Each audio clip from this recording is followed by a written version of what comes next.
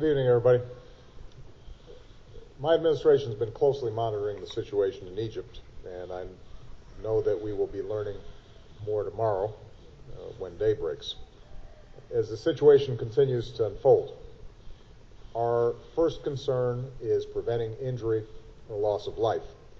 So I want to be very clear in calling upon the Egyptian authorities to refrain from any violence against peaceful protesters. The people of Egypt have rights that are universal. That includes the right to peaceful assembly and association, the right to free speech, and the ability to determine their own destiny. These are human rights, and the United States will stand up for them everywhere. I also call upon the Egyptian government to reverse the actions that they've taken to interfere with access to the internet, to cell phone service, and to social networks that do so much to connect people in the 21st century. At the same time, those protesting in the streets have a responsibility to express themselves peacefully. Violence and destruction will not lead to the reforms that they seek. Now, going forward, this moment of volatility has to be turned into a moment of promise. The United States has a close partnership with Egypt, and we've cooperated on many issues, including working together to advance a more peaceful region. But we've also been clear that there must be reform, political, social, and economic reforms that meet the aspirations of the Egyptian people. In the absence of these reforms, grievances have built up over time. When President Mubarak addressed the Egyptian people tonight, he pledged a better democracy and greater economic opportunity.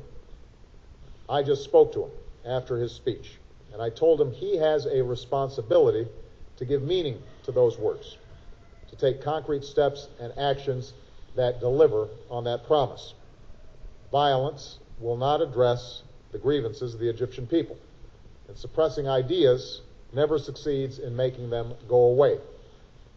What's needed right now are concrete steps that advance the rights of the Egyptian people, a meaningful dialogue between the government and its citizens, and a path of political change that leads to a future of greater freedom and greater opportunity and justice for the Egyptian people.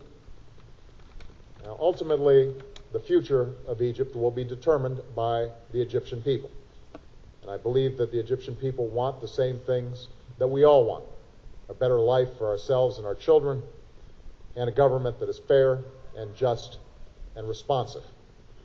Put simply, the Egyptian people want a future that befits the heirs to a great and ancient civilization. The United States always will be a partner in pursuit of that future, and we are committed to working with the Egyptian government and the Egyptian people, all quarters, to achieve it. Around the world, governments have an obligation to respond to their citizens. That's true here in the United States. That's true in Asia. It is true in Europe. It is true in Africa. And it's certainly true in the Arab world, where a new generation of citizens has the right to be heard.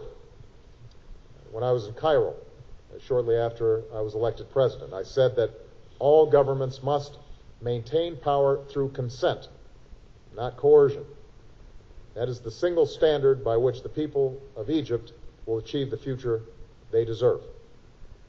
Surely there will be difficult days to come, but the United States will continue to stand up for the rights of the Egyptian people and work with their government in pursuit of a future that is more just, more free, and more hopeful. Thank you very much.